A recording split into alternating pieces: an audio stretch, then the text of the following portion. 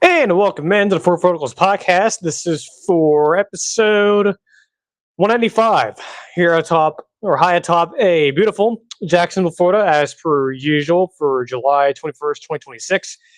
Big show for you guys today. A lot of things to discuss. We're a little bit later than usual, but here live on YouTube, but doesn't really matter for those of you on Spotify. But yes, we are running a little bit late today, but that's, it happens sometimes. So there's that. But yeah, we have a lot of things to discuss. Of course, we have SEC Media Days going on. We'll talk about what SEC Commissioner Greg Sankey had to say about an SEC NCAA split.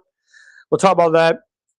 We also have some, or at least I have some thoughts on what could be the biggest Saturday of the year that I think a lot of folks should be excited about. Then we'll wrap up the show with the Wisconsin team record projection for 2026. Of course, if you're new here, we do this show twice a week here on Tuesdays and Thursdays.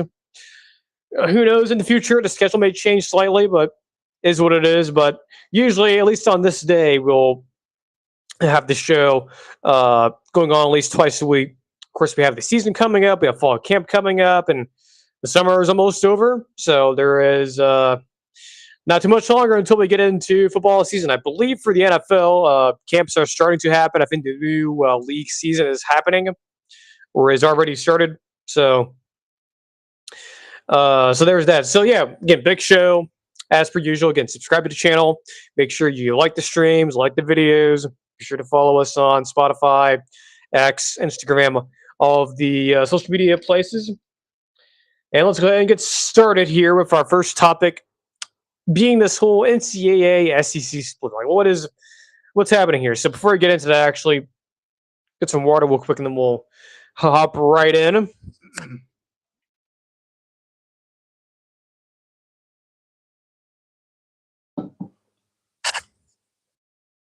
So for those of you who have been keeping up, I'm sure most of you probably have. So Greg Sankey, the commissioner of the SEC, has been, of course, they're at SEC Media Days in Tampa, which is like an hour or so down Interstate 75 here in Florida, for those of you who live in Florida.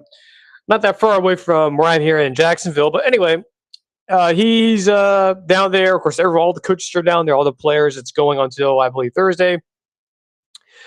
But a comment was made yesterday at the event. One of the first things brought up in his opening statements is this whole idea of the SEC, the NCAA splitting away, the SEC leaving major college sports. Now, a lot of folks are wondering, oh, is this really real? Is he making a, maximalist threat? What does this really mean? I have some thoughts on it for sure. Obviously, this is a big deal. There's a lot of ways like you can look at this. So I've listened to a lot of folks over the last 24, 30 hours or so about how to interpret this news, or at least how they've interpreted it. And of course, I have my own version of things. And there's several ways you can look at it. One way is, look, from what I heard, there has been a lot of athletic directors and presidents who believe this is real. This is not even coming from folks who have only spoken to ADs and presidents from the SEC schools. These are people from like from the ACC and from the Big Ten and some of the G5 schools. So this isn't just a interconference feeling. This is throughout the sport that they believe it is a real possibility that this will happen within the next couple of years. There's also a distinct possibility that if this were to happen, that the Big Ten would follow suit. Now, you may be asking yourself, okay, why would the Big Ten follow the SEC and sort of separate from the NCAA? And because aren't those two conferences supposed to hate each other? Like I've mentioned, yes, there is sort of this feel of, the SEC and the Big Ten sort of having this Soviet Union, United States relationship where obviously they're big rivals and they hate each other and want to destroy each other. But it's way different in that they sort of need each other because, for those of you who don't remember, they both have, the SEC and the Big Ten have a partnership in terms of decision making for the college football playoff when it comes to expansion, right? They have basically the final say. So that is one reason why they really can't hate each other, though the fans will, and maybe the coaches and the players will hate each other. But the administrators, school presidents, ADs, commissioners, while yes, there may be some hatred To a certain extent, there always is.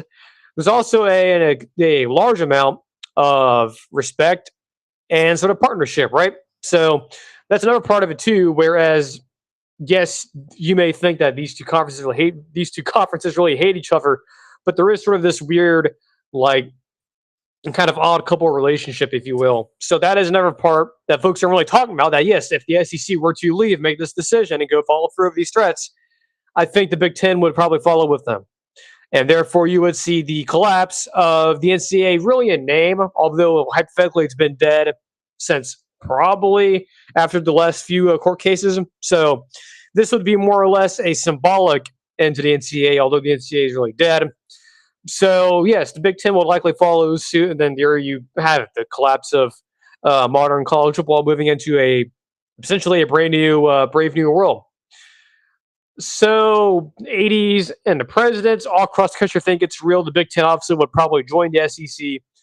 Then there's the other part of this where folks, including this, to a certain extent myself, believe, or at least have thought at certain points, is this threat a maximalist threat? Is this sort of the whole madman theory? I'm sure you've probably heard that a time or two about, people in power saying stuff, whether it's someone in politics or in this case, athletic directors or conference commissioners, saying something that is so grandiose and so insane that they don't actually mean it.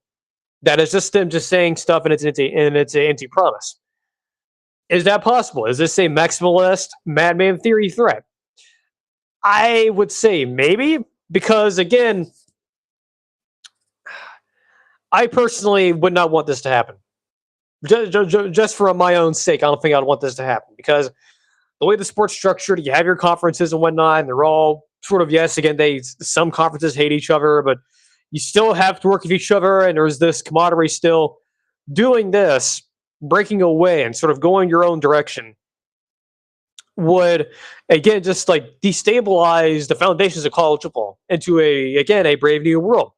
Now, again, the fact that the 80s and presidents around the country think this is real leads me to go from, yeah, this might be a maximalist threat, again, the madman theory, or now, again, hearing folks like, Josh Pate talking about it, and a few other personalities out there who believe that there might be some, he wouldn't be saying this stuff if things behind the scenes were moving this direction. And to remind you, this wouldn't be the first time you've heard this rhetoric from Birmingham before. You've seen this topic being thrown out there for the last few years. So obviously, they keep on saying this. There has to be something. There has to be some signal, right?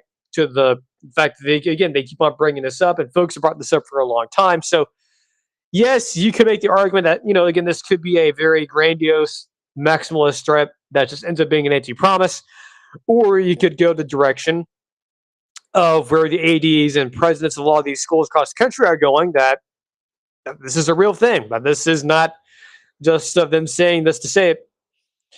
And I think it also should be noted, a couple other things I will note here, looking back to sort of my personal opinions on this, is that it also can be mentioned that if the SEC were to do this, if they were to just go their separate ways, leave the NCAA and just, I don't know, create their own league, I guess, the Southeastern, I guess, yeah, it would still be the Southeastern Conference. Would it be more of a league? So I guess instead of the SEC, it would be like the SEL. I'm not very good, or at least I'm not too experienced of creating acronyms. I think you get what I'm saying here. They'd have to change their name from the SEC to the SEL or something like that. So it should be noted that if these group of teams were to leave and Greg Sankey were just to take all these teams, do their own thing, they'll probably be fine. Like in a worst case scenario, if this actually happens, in this case, this would basically be SHTF, shit hitting the fan. They'll be fine. Them and the Big Ten will be fine. Now the other conferences, the ACC or what remains of it, the Big 12, the Pac-12, the rest of the other G5 conferences probably won't survive much longer. I think they would have to. Honestly, I have no idea what they'll do. But the SEC and the Big Ten, especially if they were to kind of go on their own and move on, they'll be fine in that scenario. And also, to sort of wrap up on the factual part of this before we get to my own personal thoughts, it should be noted again that about 5 years ago to today, basically, that OU in Texas, that whole thing was announced at SEC Media Days. Now, granted, yes, it was leaked well beforehand by the Houston Chronicle, I believe, at the time. But this is around that time of the year where you get news of conference realignment. That's around the time of the year where you get big stuff to happen before the season starts. So I would just say that there is evidence to suggest that this is probably not a maximalist threat. This is not the madman theory. This is actually could potentially be on the table. And again, I have no real joy in saying that. I don't really want this to happen. I would much prefer things to be the way they are, and maybe some sort of a way to keep the SEC around. Sort of within the structure of college sports to where it is. And now, I know what I just said. It really doesn't explain like why this is happening, and I haven't really got that answer either. It just seems like a lot of folks are just explaining what's going on instead of why this is happening. The only reason why I can see this, or why I think this is happening, is really for, at least this is me personally here, and sort of based on certain things I've observed. The first one being is obviously they're tied to ESPN, right? The SEC a couple years ago moved on from the original contracts with CBS and the original one with ESPN. Now they're fully in bed with Disney and ABC, right? And my feeling is that because they're so in bed with Disney and ABC, they, along with the TV oligarchs and whatnot, think, oh, we're so powerful. Why don't you just, go on your own and leave the NCAA? Well, it's already dead, which I agree with them. It's dead, basically, and this would be, again, a symbolic end to the NCAA. Even though they may be correct on that, I still don't want this to happen. I still would much prefer some semblance of normalcy in the sport. But again, because of the hubris of the SEC and the fact that, again, they are in bed with the TV oligarchs and a lot of the folks who view college football as an ATM, this is why that's happening. And the other part of it, too, I think has to do with, again, more or less hubris, because at least at the very much moment, the SEC and along with the Big Ten are existing in a world where they are competing with teams that are on their same level, but also teams that aren't on their same level, right? Referring to the G5 and the current version of the Pac-12 in the ACC. It's just not really both of these conferences, especially the top schools, go, Rutgers, Wake Forest, I don't know if we don't compete with them, bro. Like, we're better than them. We can literally go on our own. And that's how things like this start. Like, again, it's this whole idea of hubris, right? And I think a lot of these programs and these athletic directors and these conference commissioners, being Tony Petitti and Greg Sankey of the SEC, of course, Petitti being the commissioner of the Big Ten, have a lot of hubris. And the commissioners before them had a lot of hubris. And the teams in their conference have a lot of hubris. So that's a big part of it. And the other part of it, too, is them being in bed with all of these TV oligarchs and the big power players would probably want this to happen more than anyone. And again, like I mentioned before, and I'll say this again, much like everyone else, that whole controversy with the college football video game and what happened with that, sort of a microcosm of what's wrong with college sports. And this is another one, even more significant one that actually impacts the sport in general. And I don't think a lot of folks are waking up to that realization that we're getting close to a SHTF event to where the SEC could officially announce within the next calendar year of just saying that they are formally withdrawing from the NCAA and they are going to create their own league and they'll be going through a full-on rebranding. That's going to happen sooner rather than later, I'm afraid. And I don't know what's going to stop it. Fan reaction, potentially. Like if there's hypothetically mass protesting around the country against this, I don't know. But to really wrap this up, I don't think this is just, maximalist threats, empty promises. I think this is probably real.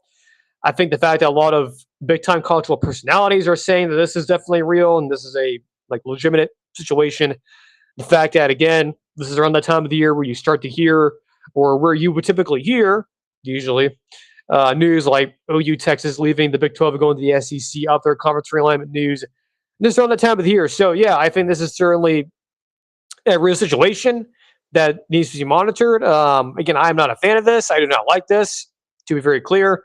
I'm not going to sit here and yell and scream about it because I think it's pretty clear how I feel about it and how other folks feel about it. And this is all on the TV, on the TV oligarchs and the people and the money people in power. This is all on them. No doubt this is all on them. And they want this to happen. And they want this to happen because, again, they see college football as like an ATM. It just prints off money. They don't care how it operates or, how it's going or, if there's any semblance of tradition or how the fans feel about it, how the players feel about it, how the coaches feel about it. They don't care about it. They don't care about me. They don't care about you. They don't care about, Lawrence and Jasper, Indiana. They don't care about Parker and, I don't know, Billings, Montana. They don't care about any of those people. They don't care about any of us who are fans of the sport and have been, invested in this. And even to a certain extent, us, the lower tier podcasters, don't care about us either. So it really does not matter what we say, unfortunately. Even though we may all hate it, this is going to happen. And once this happens, once this ever does get announced, and again, it seems like from all the folks from I'm hearing, from where I'm hearing, it's going to happen. And if it does happen, then it is really going to be shit hitting the fan in college sports. This is going to be a massive, not just on college football, but college athletics in general. I mean, this is going to impact baseball. This is going to impact college basketball. So I don't know what else to say. I know, again, a lot of folks are treating this as, Greg Sankey is just saying this. Again, it's the madman theory. I don't think it is. And that has me very, very concerned. And this is serious. This is very serious. And I will just say this, and we'll move on. Greg Sankey, if this is true, and this is the way that he and a lot of these overpowered players want this to go, there better be a good goddamn reason why they're doing this. And no, not because the power players want it. No, not because you have hubris. That's all obvious. We all know that. And it's a fucking stupid excuse anyway, because it's not like, what, just because you have hubris means that you can just go out on your own and just collapse the entire structure of the sport that's existed for over 150 years. Are you kidding me? Anyway, we'll move on, but it's just one of those things, one of those stories where you kind of go, it really shouldn't surprise you at this point. I mean, the biggest Rubicon we crossed already was when OU and Texas left the Big 12. And at the time, a lot of folks were saying, the next big Rubicon is going to be when, the SEC and the Big 10 just go on their own, form their own separate leagues and rebrand themselves into something else. And again, at the time, a lot of folks kind of laughed at it, up to including me. But over the years, it's a serious thing. It's a real thing. So that's definitely going to be, at the very least in my lifetime, the biggest Rubicon. If it happens, which again, there's a lot of evidence suggesting it's going to, it is going to be the biggest Rubicon we have faced in college sports, really sports in general. I mean, you can include the NFL and the NBA. This is a sports, a earth-shattering change to the sports here in the United States. Yeah, I don't think a lot of folks realize it.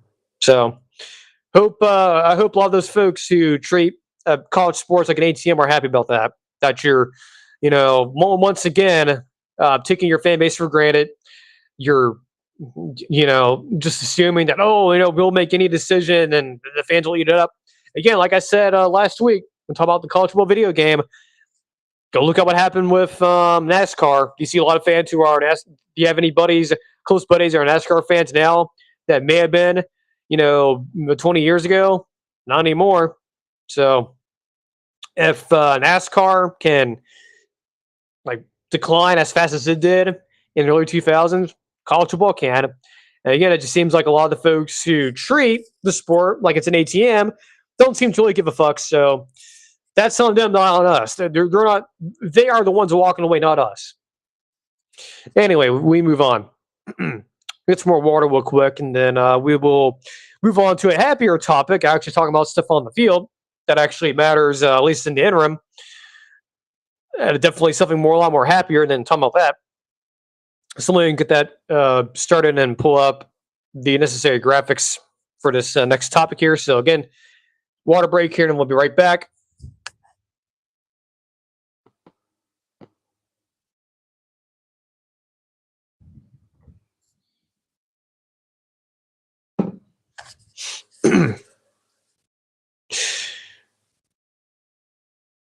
And again, like I mentioned at the top of the show, just to make sure, again, make sure you are subscribed to the channel, like the streams, like the videos when we do them. And be sure to follow us again on all of the social media platforms as usual. So let me see here, get this graphic pulled up here.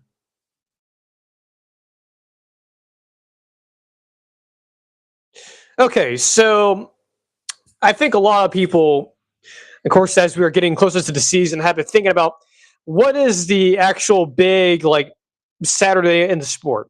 Like I know a lot of folks will probably go to like week 1 and say, "Oh, that's like the biggest Saturday of the year because it's the first one and it's the start of the season." Well, that is true, and I'm not totally pushing back on that. There's a lot of games on there that even for like the general public will probably be like, "Yeah, I could skip that and wait until like I don't know, like week 2, week 3. Definitely wait until the NFL starts if you're like a generic football fan." But for us sickos, we know what the biggest Saturday in the sport is, and it's all the way in November 7th. Here, put up here on the screen for those of you on YouTube. Now, if you're on Spotify, I'll go ahead and just read this off to you, so you don't have to like guess what we're trying to say here. So, November 7th has these games listed on it. Again, this is all on the same day. This is not on separate days or not on, like Thursday and Friday. This is all on Saturday. Again, we were only looking at games on Saturday. These are all the biggest game, or this is the biggest Saturday of the sport. Or at least, the biggest Saturday, best Saturday is November 7th. So again, if you're on Spotify, I'll go ahead and read these off to you. First game up here, Florida Florida hosting Oklahoma. Could you imagine if things work out perfectly, what this will look like in Gainesville, Florida, which is not far away from where I'm doing this show? You just go on like Interstate 10 and then take some back roads, head down to Gainesville. Just imagine what Gainesville's going to look like. Imagine what the Swamp's going to look like if Florida is like a top 15 team and if OU coming in and they also hold their end to the bargain. What a huge game that is going to be in Gainesville. Like that in itself, I don't know what else. I don't know like what else I have to tell you, man. That's just.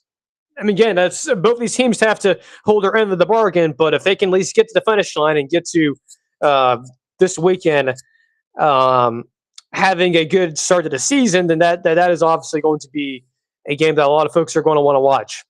And just to note here, there's obviously going to be a whole bunch of SEC games on here, which is it's not because I want that to happen. Now, if you look at the graphic here on YouTube, it's really 50-50, but yes, there is a lot of SEC games on here because obviously it's the best overall conference, at least from the last 20 years. Now, again, the Big Ten's probably the best, at least this decade, but in terms of like the best quality of games, or at least having a whole bunch of good games, obviously it's the SEC. There's no other discussion about that. But yeah, Oklahoma at Florida. Just imagine, man, in the Swamp. I don't know if they've announced a time for this game yet, but just like imagine, even if it's in like a noon kickoff on ABC, it's still going to be a great atmosphere. At that point, the weather here in Florida will be a lot cooler. Temperatures in like the low 80s, high 70s. I mean, like blue skies. The Swamp going crazy. Yes, it is early, but still, those fans will still show up. They have OU rolling into town. Grant you, the last time you played one of those former Big 12 teams, which is Texas, you beat them. So that game, I mean, also just for John Summerall in his first year at Florida, if you were to get this done and beat Oklahoma, and at that point, maybe they have like 1 loss or 2 loss, what a great start for the year for him in his first year. And then, of course, after that game here on the graphic, on that same day, again, all these games are all on the same day.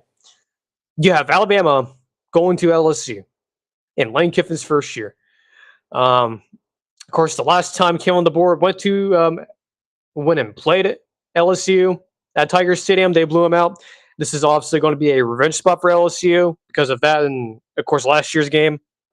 And really, the last couple of years, they've not done very well against Alabama. And of course, Lane Kiffin, first year being there, this would be yet again another major opportunity to get a huge win over one of the big boys in the SEC and really establish Lane Kiffin at LSU, getting a huge win. And also, by the way, too, this would be his first win if you were to actually achieve this over Alabama at all. Period. So that in itself is pretty huge. And not to mention both of these teams, if things going, if things go according to plan, should both be top 15, top 10 teams. So that one obviously should be on here. And then not to mention too, it's a classic SEC rivalry. And then also in the SEC, again, on these games are all on the same day, which is crazy.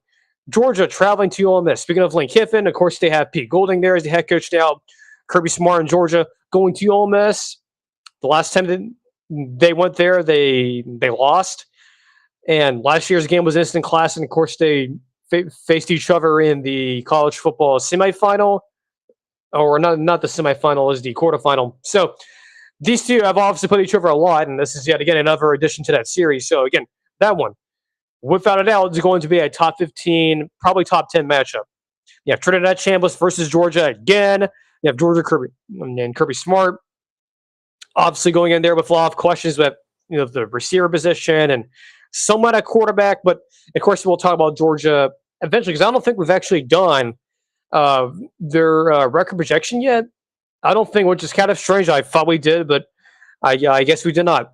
So yeah, Georgia at Ole Miss, Alabama at Florida, Alabama at LSU, Oklahoma at Florida. All three of those games are on the same day for the SEC. Crazy. Just a banner. Even by itself, if none of these other games here, these three other games on this list did not exist, I mean, this would be a banner day in college football overall, and definitely a banner day for the SEC. So, yeah, so far we have Oklahoma at Florida, Bama at LSU, and then Georgia at Ole Miss. But there's more. We have the Holy War, BYU at Utah, new coaching staff, BYU, a lot of returning production from last year's team. Yeah, Bear Buckmeyer coming back, Kalani Sitake still back as head coach. I don't know what to say. I mean, it's BYU versus Utah. It's the Holy War. I mean, that obviously should be a huge game for the Big 12, especially if things really go well for Utah in their first year of the new staff there. You have Devin Dampier back. I mean, that game itself could be a top 15 matchup. And then by far, like I've mentioned before, not only probably the biggest game in college football this year in the regular season, but definitely the biggest game or the biggest conference game of any of the conferences. Oregon at Ohio State.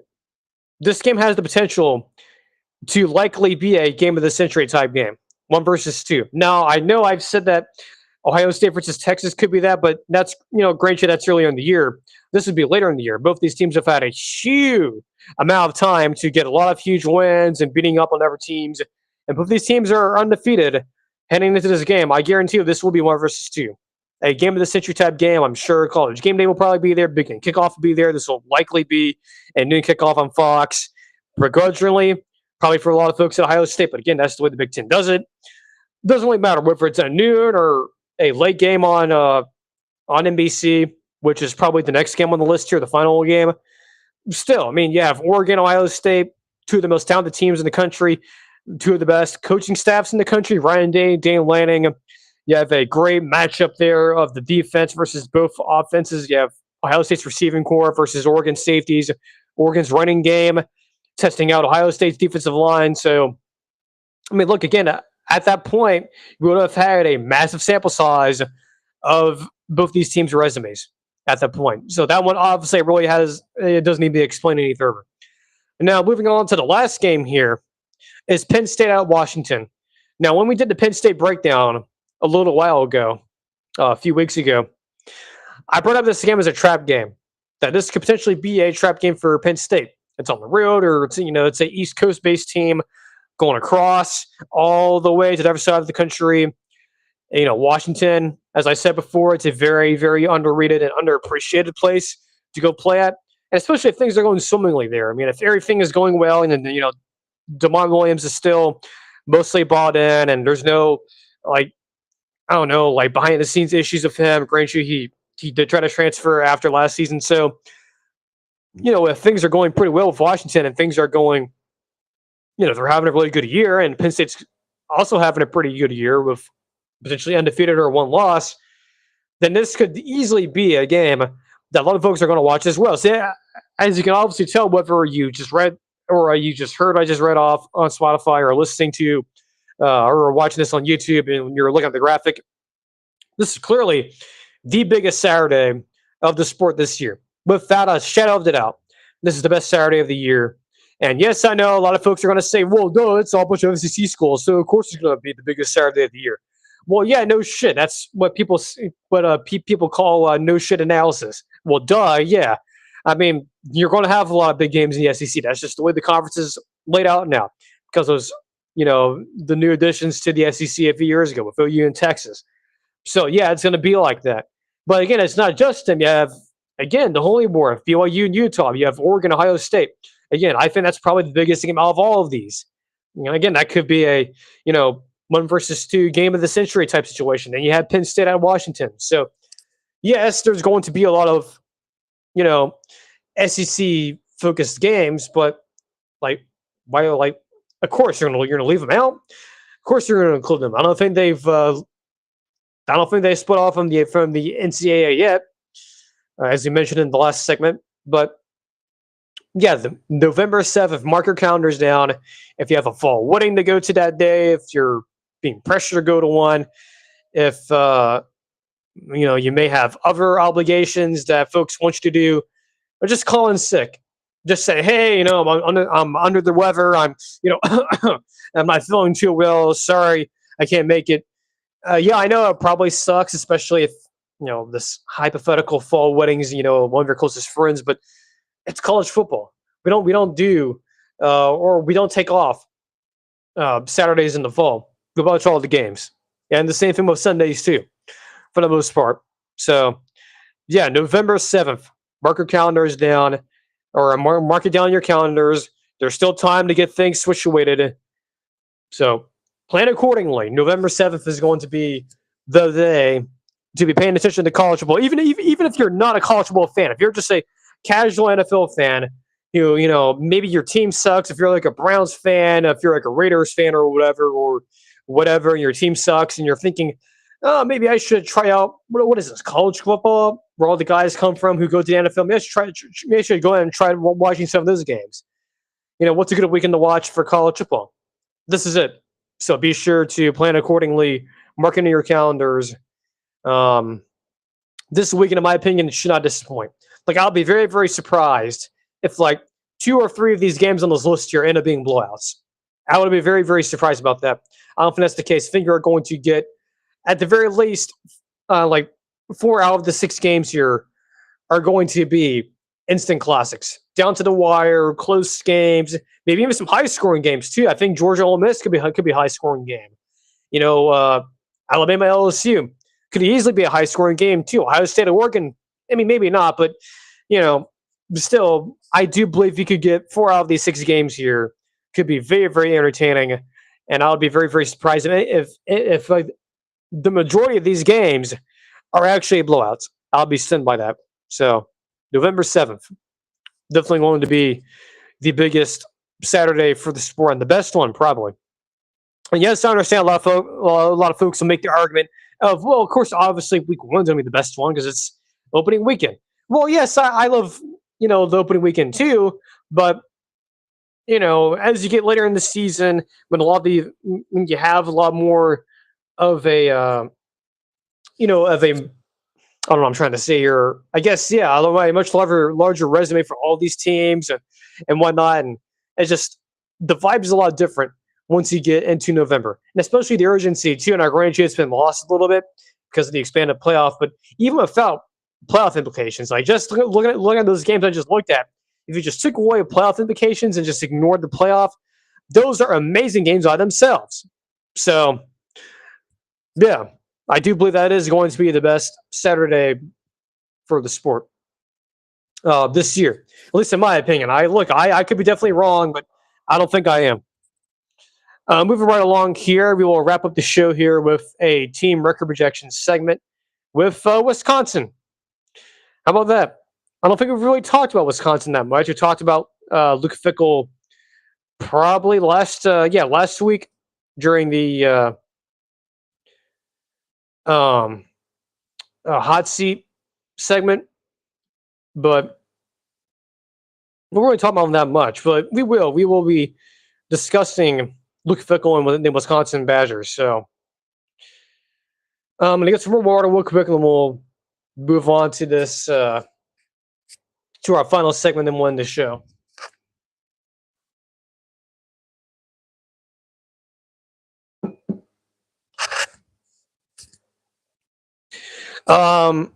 Again, as I mentioned, be sure to subscribe to the channel, like the streams, like the videos, as I've been saying.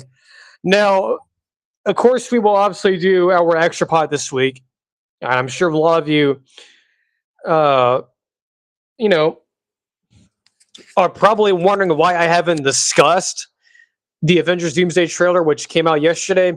Like I mentioned, Adam, I guess if you're like a new viewer, if you're a returning viewer, we will still talk about Marvel news and Star Wars news and any other stuff that may come up from those subjects. But we have moved the majority of that stuff to the extra pod. So my reaction to the Doomsday trailer and all that, my thoughts on that, I'm saving that for the extra pod, which we're going to try to do either probably not tomorrow. It'll have to be Friday.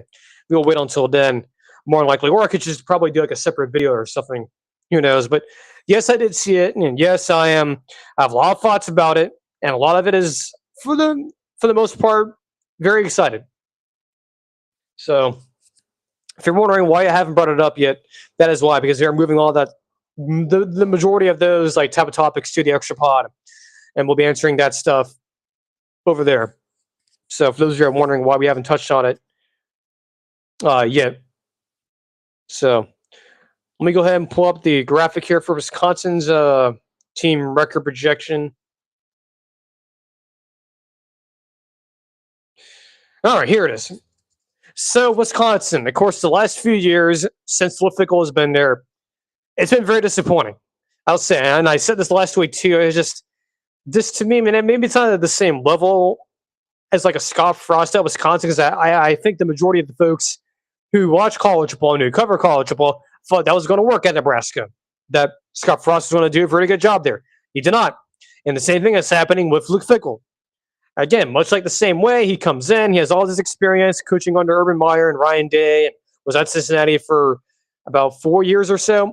Then he moves over to Wisconsin. People thought, oh, this is going to be a out-of-the-park home run hire, right? And this is going to work immediately. They're going to be very competitive. There's no more, of this, era of Wisconsin being just a middling program for the last few years before he got there. Well, it turns out the coaching staff they had before with Paul Chryst, a lot better than what they're getting with Luke Fickell. It's just not been very good. It's been very, very disappointing.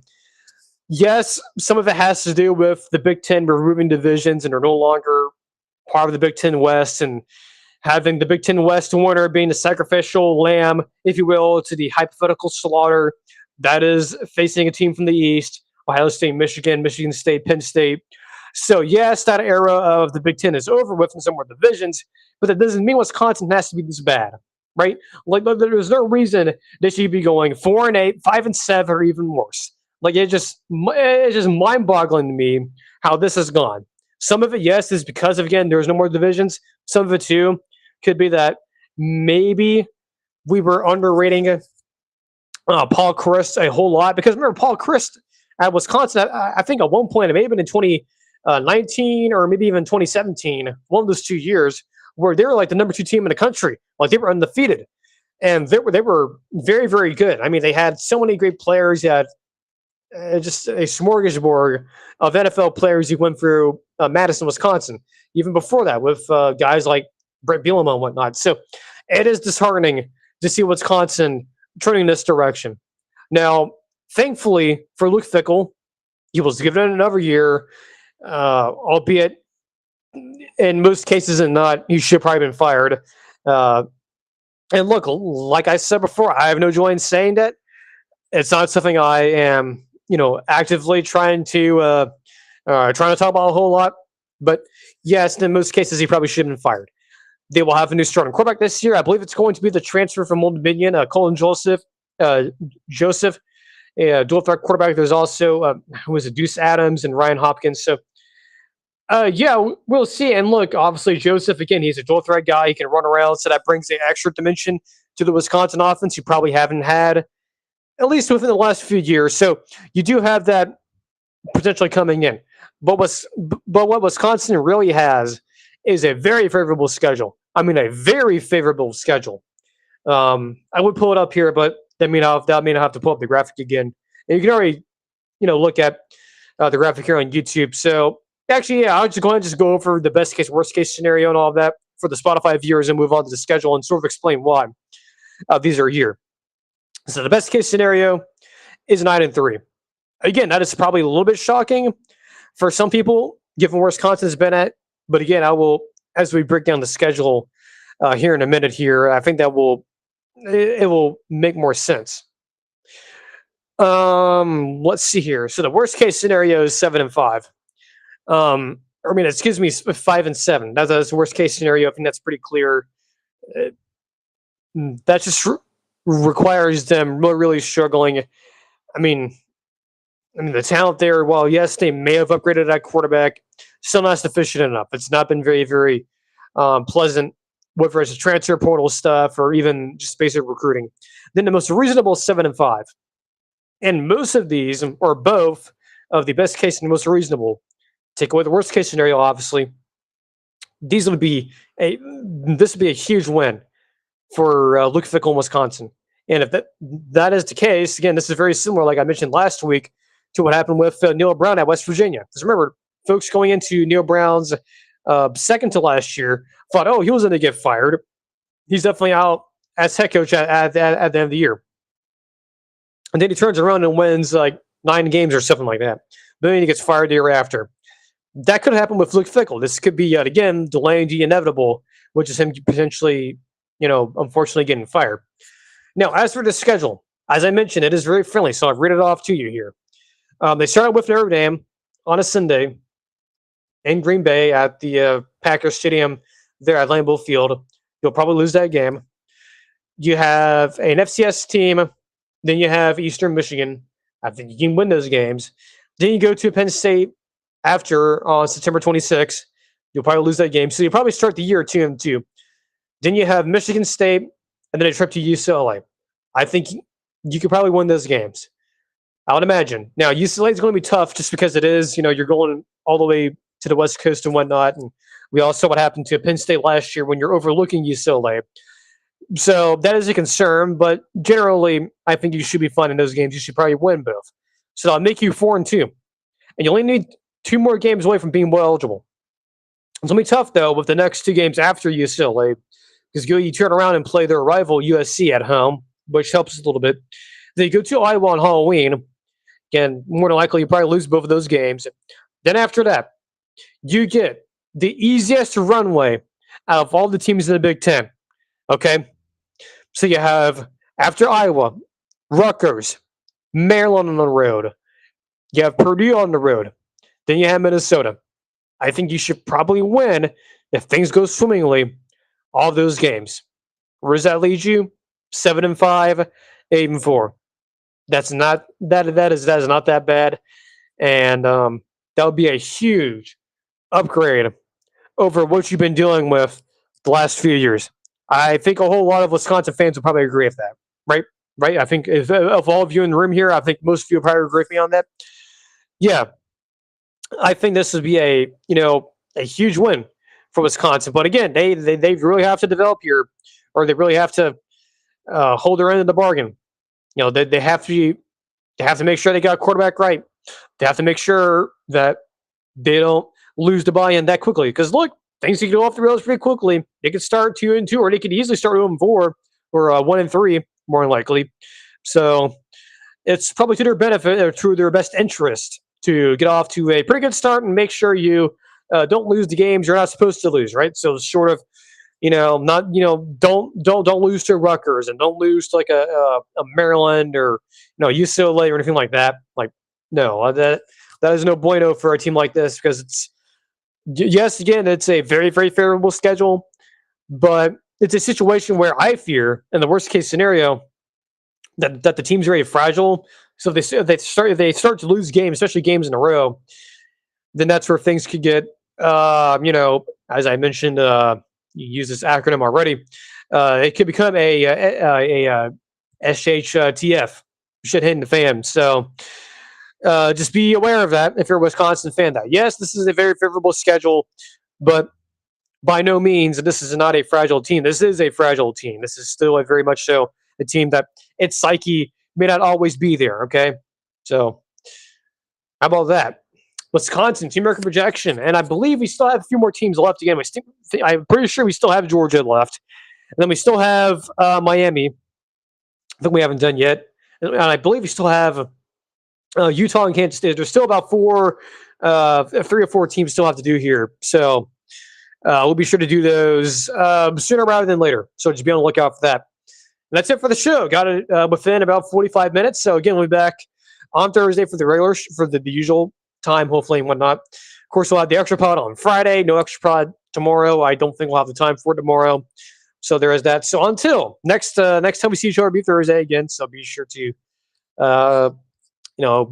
again, make sure you subscribe to the channel. Why not follow us on the social media platforms and whatnot? Make sure you do all that. So until the next time we see each other, take care. And we'll see you guys